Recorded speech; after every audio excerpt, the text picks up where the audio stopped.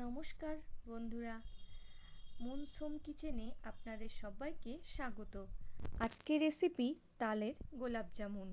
আমি এখানে একটা গোটা তালের বোটা ছাড়িয়ে খোসাগুলোকে আলাদা করে নেব। এবার আটি থেকে এভাবে পাল্প বের করে নেব। এভাবে তালের পাল্পটা বের করা হয়ে গেলে একটা ফ্রাইং প্যানে তালের 1 কাপ পাল্প নিয়ে নেব।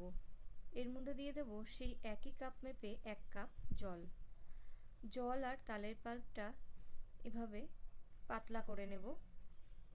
এরকম পাতলা হয়ে এলে গ্যাসটা ধরিয়ে দেব। এবার এটা একটু ফুটতে শুরু করলে এর মধ্যে দিয়ে দেব 3 ভাগের 1 ভাগ চিনি। চিনিটা দিয়েও ভালো করে মিশিয়ে নেব। এবার ফুটতে শুরু করলে এর মধ্যে দিয়ে দেব 1 কাপ সুজি, সেই একই মেজারিং কাপ মেপে। এবার সুজিটা আমি এখানে অল্প অল্প করেই দেব, তা না হলে দলা পাকিয়ে যাবে। এভাবে অল্প অল্প করে দিতে হবে আর নাড়তে হবে।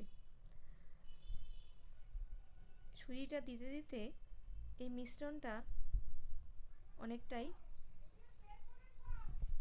শুকিয়ে আসবে।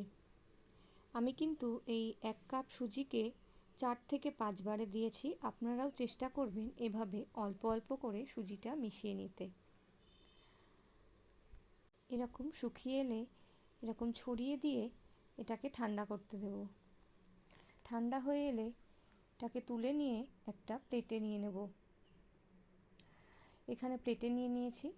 নিয়ে এটাকে একটু ঘি দিয়ে মেখে নেব।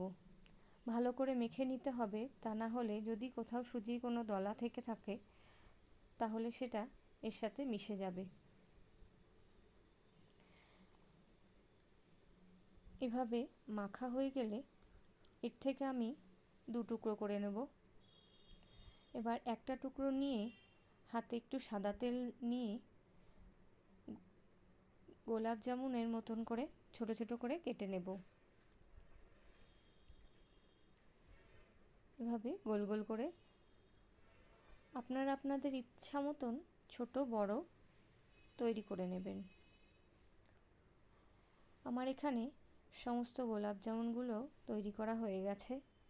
এবার কড়াইতে তেল গরম বসিয়ে দেব। এই সময় কড়াইয়ের তেলটা কিন্তু লো টু মিডিয়ামে রাখতে হবে। কড়াই তেলটা গরম হয়ে গেলে এভাবে একটা একটা করে হাতে করে ছাড়তে হবে। একসাথে দিলে কিন্তু একটা একটায় জোড়া লেগে যাবে।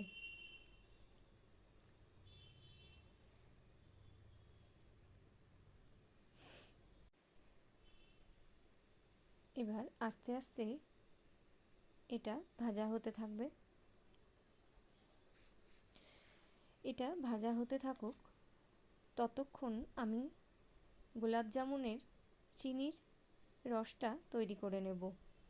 তার জন্য নিয়ে নিয়েছি একটা ফ্রাইং প্যানে 1 কাপ চিনি। মেজারিং কাপের সেই একই কাপ মেপে এর মধ্যে 1 কাপ দিয়ে দিচ্ছি জল। এবার গ্যাসটা ধরিয়ে দিয়ে এটাকে একটু ফুটতে দেব। এটা ভালো করে ফুটতে লাগুক, ততক্ষণ দেখে নিই গোলাপ জামুনগুলো। দেখুন এখানে প্রায় লাল লাল হয়ে এসেছে।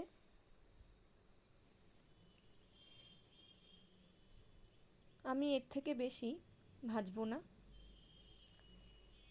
আপনারা চাইলে এর থেকে একটু লাল বেশি করেও ভেজে নিতে পারেন।